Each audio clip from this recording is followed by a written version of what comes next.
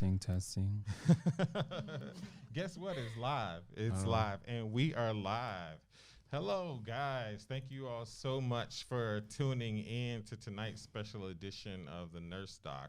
I want to give my people a clap for coming out last minute on Florence Nightingale's birthday. So we are following our PPE measures. Thanks to Nurse OB who brought it up. Because I was like, what, masks? Are you serious? We nurses. We don't need no masks. We don't need no stinking masks. But then he corrected me. We are very much in the midst of a pandemic. And he was going to wear one. So I said, I can't let him just wear one. So, yes. Hey, Michael. Hey, Freddie. Hey, Bridget. Hey, Felicia. So we are streaming live on Facebook, Instagram, YouTube, Periscope, and one more, LinkedIn. I think. Wow. Unfortunately, sometimes that isn't the case, but hopefully that's working tonight. So tonight's topic is about nursing. It's the end of Nurses Week, and we are very, very, very sad about that. But one thing I will say for sure is that nurses have completely represented the profession well over the last couple of months. And I think this is definitely not something that's going away. So I'm going to introduce our first guest, Miss Ariel. She is a nurse practitioner here in Atlanta, Georgia. Oh, and the name, see, my dyslexia sometimes shows out. So we're gonna flip these. You laughing at me? I am 17 years in the nursing game. Because it says my name's Ariel. The thing is, he checked this before we started. Exactly. And I was like, oh, it looked right. It's crossed to me. So there we go. So we have Ariel, who's a family nurse practitioner, who's also a registered nurse. She was a registered nurse before becoming a family nurse practitioner. She currently works in the Minute Clinic here at CVS in Georgia.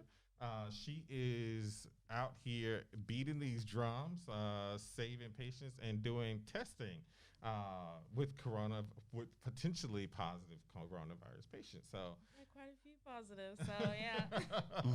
here in Georgia, and we have Mr. Obiora Mbaku. Mbachu. Mm-hmm. See, I'm not gonna lie, I love Mbaku from Wakanda, and I'm just like, ooh, I hope his name is Mbaku. Who is also a working registered nurse here in Atlanta, Georgia. Mm-hmm. And it's funny because I thought you were a traveler. I've traveled in the past, yes. Okay, okay. Just within Georgia. Oh, all right. Mm-hmm. And I'm not going to lie, one of the things I love about being a traveler for over 7 years is I don't answer to nobody. If I don't want no contract, I don't need no contract. That's it. And right now, for those of who know me, know that I am obviously not on contract right now because I'm not at work. So, so obviously I'm not at work. But anyways, so Ariel, introduce yourself. Tell people about like what you do, any of your hobbies. Are you a Virgo who like long walks through the park? A Virgo. I'm definitely not a Virgo. So my hobbies, I really love before this pandemic. I'm very much an outdoors person. So I love just going down the Beltline. I live like 5 minutes from it. I love going out to eat, trying new restaurants, and traveling. I had to cancel so many trips because of this pandemic. It's very sad. But yeah, I mean, that's a little bit about me. I've been a nurse for 5 years, so very much still a baby nurse compared to these guys here. But, you know, in the game, in it for the long haul. Good. Well, I'm getting responses that we sound good with the mask, so I'm really, really happy to hear about that. And Obiora, you want to tell people about yourself? Yes. So my name is Obiora. I've been a nurse for almost 7 years. Started out in Houston, Texas, doing cardiac step down. Ran away from that and did orthopedics for a little bit of time there in Houston before I relocated to Atlanta and did some more ortho. I've done some recovery room PACU. And then I started traveling for a few years within Georgia. Recently took on a full time role in the operating room. So that's different. And now I have to answer to people. So that's new from being in the traveler role where I had more freedom. But I just wanted to learn a new skill. Hmm. Um, Also, still keep a PRN job where I do med surge floatable just so I won't lose my skills and, you know, have some variety, Okay. Okay. Yeah. All right. Wow. So, I mean, this is again come up on the end of a crazy pandemic that nobody expected. And I'm definitely the oldest one here in this game. W- it, I would love to know why nursing, Ariel. Like, what made you choose nursing? Obviously, I mean, you could have been a model and all of this other stuff. So, why Hilarious. nursing? So nursing is kind of in my blood. Both my parents were nurses in the military. My grandmother is a Wow. nurse. My aunt is a nurse. So Oh, wow. I came by it honestly, but honestly, starting out, I wanted to go to medical school and be a doctor.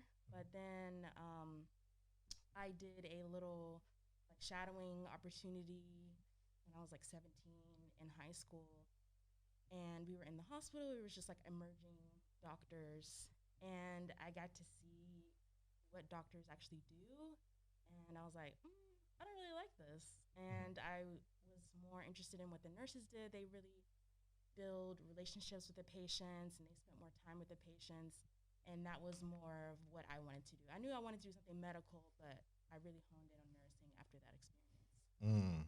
Oh, wow. That's Okay. really cool.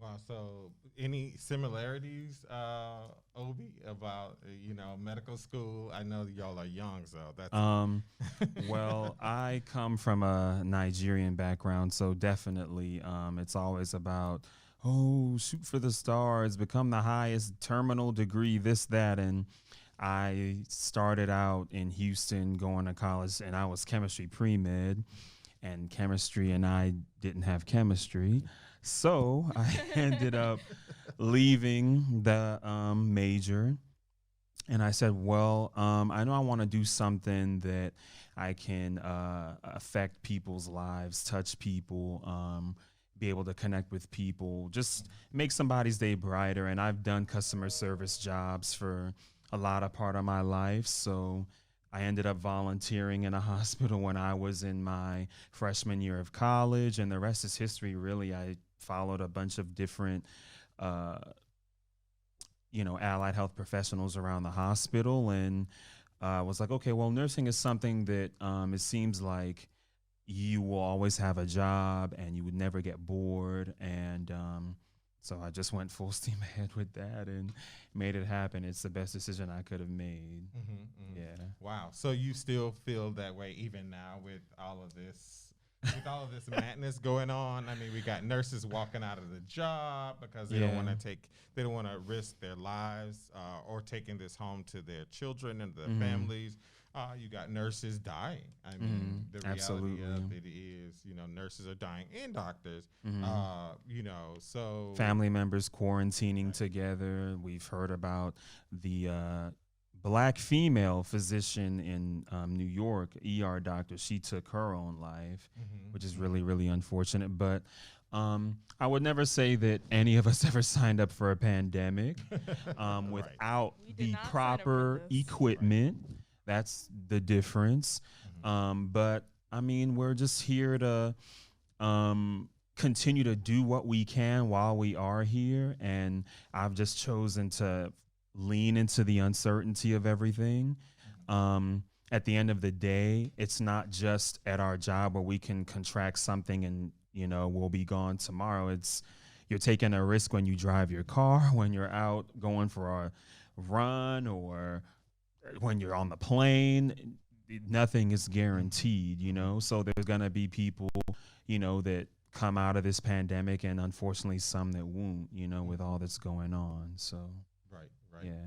So, Ariel, same question for you. Even in the light of all of this, I mean, would you say that still feel the same way about becoming a nurse? And So, in terms of, I will say that this pandemic has brought to light how the world sees us, in Mm-hmm. addition to how hospital administration sees us. Mm-hmm. I do feel like we're seen as more indispensable, and as long as we have a body here, then Mm-hmm. that's it. Mm-hmm. Which is, outside looking in nursing school and what have you, you don't really get to see that part of our career. Mm-hmm. Yes. So I will say that that's been one of the lows of all of this, is seeing all of this come to light. However, it's brought out a lot of humanity as well. I Mm-hmm. mean, I've seen nurses that, even though they do have families and whatnot at home, or they have pre-existing conditions, they're out there right on the front lines with us, and they're not even complaining. However, I do understand. I fully understand the people that, if you're not, like Obi said, if we're not given the proper equipment, Mm-hmm. then I fully understand the decision. But it has put more of a fire into me about my career in nursing. Mm-hmm. Just seeing all of us pull together and Mm-hmm. stick up for each other. Mm-hmm. Nursing typically is one of those like eat your young type of professions. Mm-hmm. However, during this, we've come more together. Right, right. You know what you just were saying made me think about a valid question, right? So we've seen on the news where they are basically stating that minority communities are much more affected Yes. by the coronavirus COVID-19 pandemic. Being nurses, nurse practitioners of color, understanding this particular statistic, does it make you feel any more empowered about about being a nurse at this particular time, Ariel? Or do you think that you would say, oh, I don't see color, that statistic is just kind of like a statistic? Now, I definitely see color. Everyone should see color, Yes. because it makes a difference, especially in the medical world. I mean, as a black female, I know the odds against us in terms of having a baby, or even just getting my pain adequately managed when Mm-hmm. I have surgery, of all Mm-hmm. things. So, and I've even experienced some of these things myself. Typically when I go to the doctor, I don't let them know what my profession is. I mean, my PCP knows because I've had her for a while. However, Mm-hmm. if I go see a specialist, I'm not going to forthright tell them what I am or what I do. And I kind of see the shift in their attitudes when they do find out. Mm-hmm. So I think this pandemic is very much hitting not even just the black community, but the Hispanic community Yes, it very really hard, is. which It Mm-hmm. I'm really is. seeing on a day-to-day basis at the testing site. I mean, there's just so much. If you think about it, all of the knowledge and news and education about COVID-19 has gone out in English. Mm-hmm. So a lot Mm-hmm. of Mm-hmm. the Hispanic populations is still predominantly speaking Spanish, and they're Mm-hmm. not getting the same information. And if they are, they're getting it secondhand, Mm-hmm. and it may not be correct.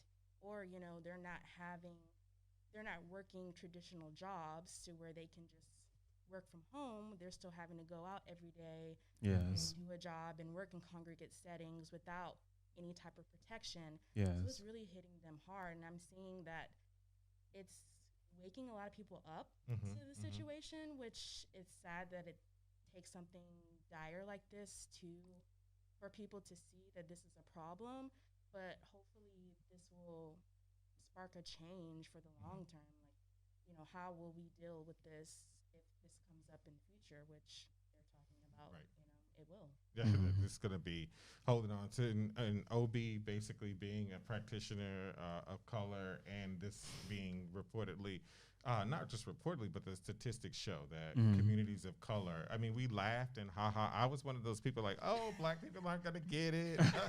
Oh, we going to be good. Let's still have our barbecues. Yes.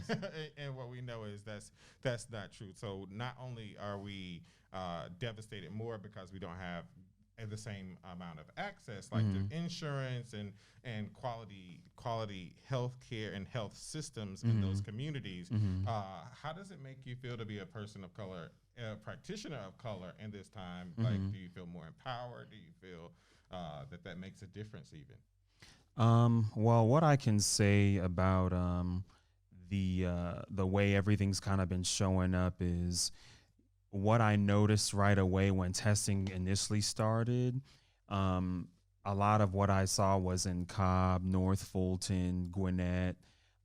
We just had a testing site show up in Clayton County, which is where I am. And we already know how that dynamic is in Atlanta, north of Exactly. I 20, south of I 20. It just is what it is. Um, so I feel like people see us like we're, like Ariel said, like we don't matter, or oh, it's affecting everybody, but we all just don't have the same opportunity. People of color have jobs where maybe they're not given full-time hours, so the employer doesn't have to give insurance.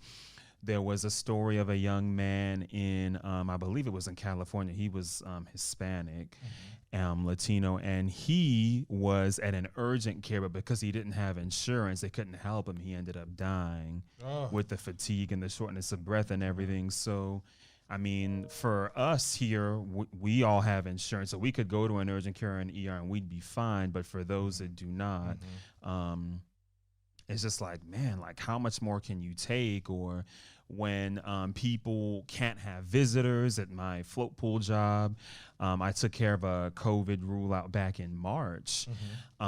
This young lady, she just, nobody could visit her. I mean, it was just FaceTiming, and people were so scared to go in her room to help her with anything. And me, I was just like, this is still a human being. I know I'm putting my self at risk going in there. There was still not a lot understood. There was, oh, is it airborne? Is it droplet?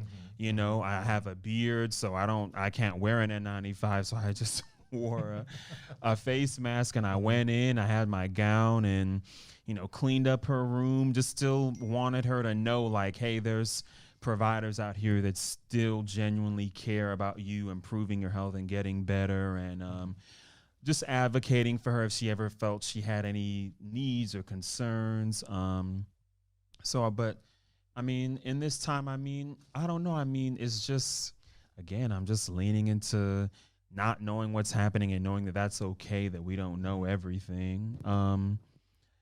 But if I ever felt like things were just totally unfair or whatever, I mean, I might have to chunk the deuce too if I ever felt it was necessary. Yeah, You Right. totally know, agree. I'm not gonna just be willingly ignorant to the fact that oh, we don't have enough equipment. Oh, I can still go and I can just have to wash my hands.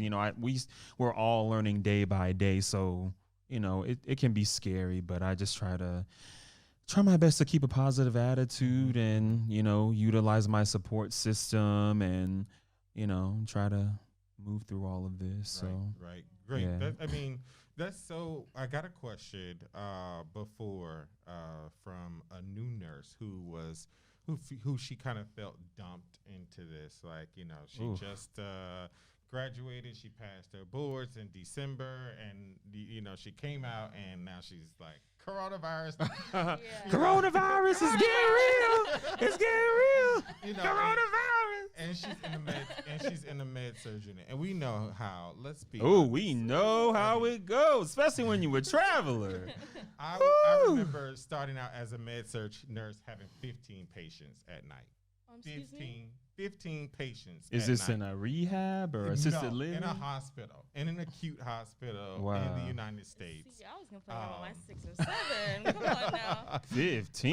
Right, exactly. 15 patients. So it was 3 nurses to staff the unit, a charge nurse and two staff nurses. So we would have 15 each, and she would have 14. That's the caveat for being charged. Wow.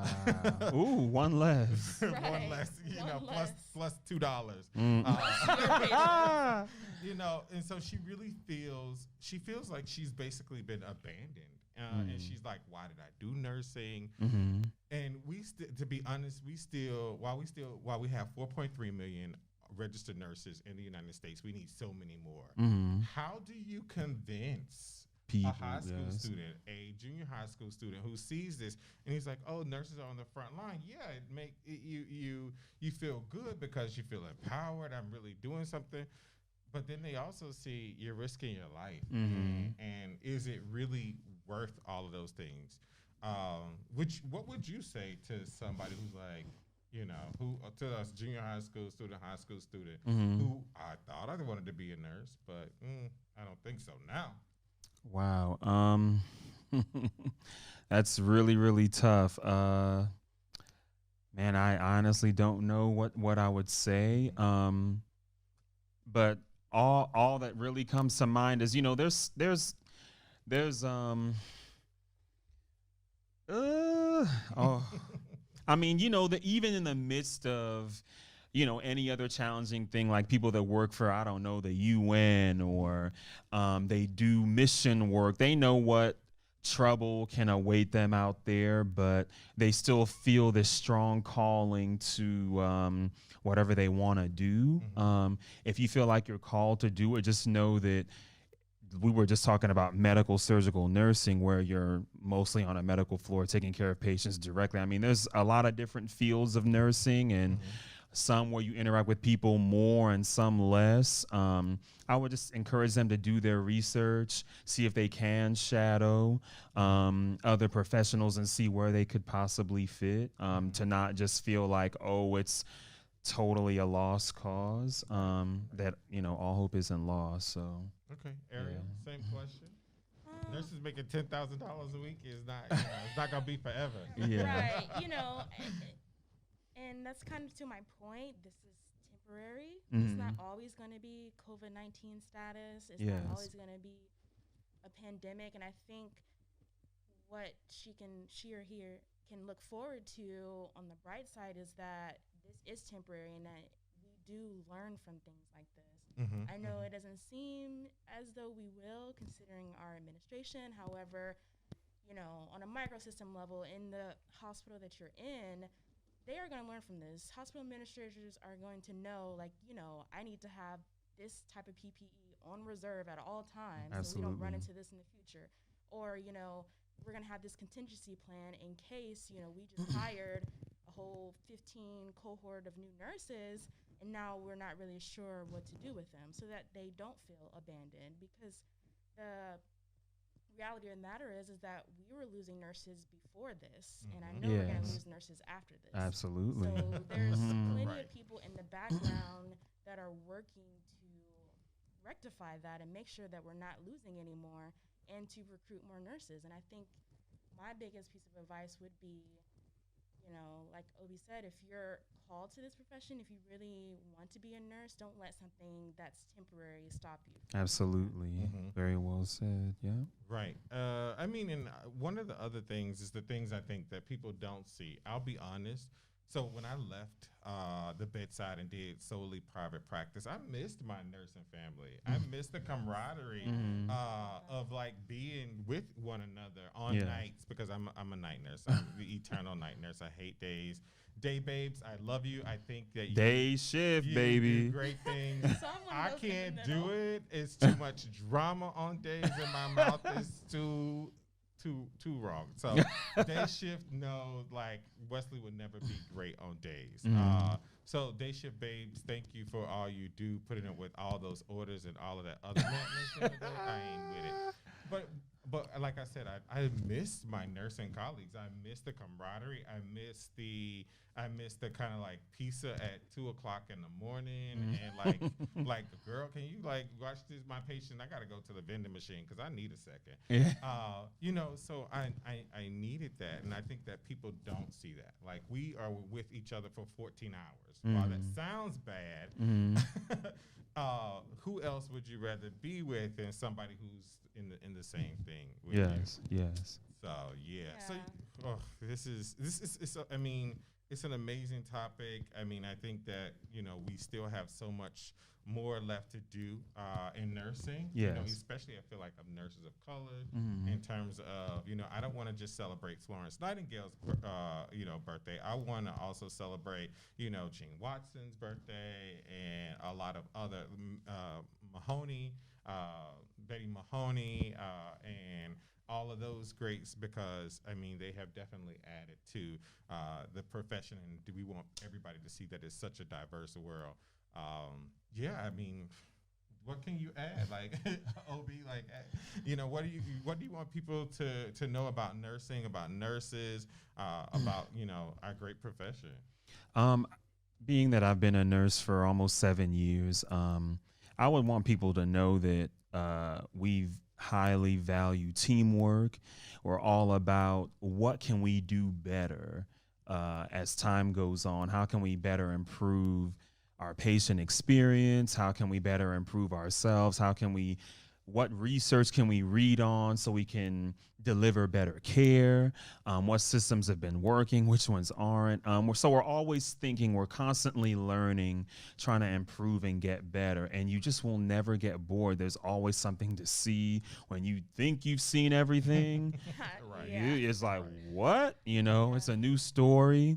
Yeah, I mean, yeah, that's pretty Okay. much it. And Yeah. Ariel, I'm gonna let you close out the show almost. Oh, okay. Well, I think people are seeing kind of the background of nursing with TikTok and Instagram. Like, there have been a lot of negative feelings towards nurses making these videos or doctors making these Yes, videos, yes. but I feel like it's good because people get to see that we are human and Hmm. we Mm-hmm. do, like you said, we work well in a team. I feel like nurses are some of the best team workers. Like, Absolutely. you will never work with a better team if you're amongst a team of nurses. So Mm-hmm. I think people are seeing it. I'm glad that they are, because, like you said, I'm working in a clinic, and a lot of times I work by myself, and I miss working in a team. That's one of Mm-hmm. the things I do miss about the bedside. Right. Yeah, I mean, nursing is such a diverse field. One thing you brought up earlier, there's so many other things in nursing. There are nurses who do informatics. There are nurses who do case management. There are nurses like my girlfriend. I love her to death. My best girlfriend. She's never worked at bedside. Never. She graduated and went straight to case management. She's like, that's not for me. People That's know, not for me. yeah, what's good You for them, know? yeah. And we have people who work in home care, people who have all of these different titles. Forensics. Right. They deal Nursing. with rape victims, sexual assault victims, psychiatric, mental health. Yeah. Right, and I think Anywhere people we can get. definitely have you guys to think. I mean, we have a nurse who was a former Miss America contestant. You Okay. know, so hey, we get. I mean, actually, she was the only one. Miss Alabama, old Miss Alabama was a nurse, educated, and she worked as a nurse, and she went on to try to be run for Miss America. Okay. So we have nurses who have this title. Kim Soziak is a nurse, Yes. tardy for the party. So Oh, she's a Grammy-winning artist, Kim Zolciak, tardy for the party, and she was a registered nurse in the state of Georgia. So, Mm. so, for better or for worse, nurses have all of these different roles. Like I know nurses who run restaurants. There's so many opportunities that I love about nursing. I mean, I myself became a therapist and licensed clinical social worker and do private practice and all of these things that we can do. But nursing, I'll be honest, is an experience that I'll be honest, if I never had it, I don't think I'd be the same person. Hmm. right. I really don't think I'd be the same person. So when you get to look at the lens, the life through the lens of being a nurse and life and death, then you kind of, I feel like you learn to prioritize things differently. So, I mean, yeah. So thank you guys so much for being on the show. You all see that their Instagram is down there in the age of social media and millennials. Everybody wants their Instagram up. So, yeah, I mean, that's it. Hey, that's it for the night. So thank you for tuning in. I try to keep it short and sweet. Y'all know I am all about long-winded. So have a great night. All right. Take care, Bye. everybody. Merci.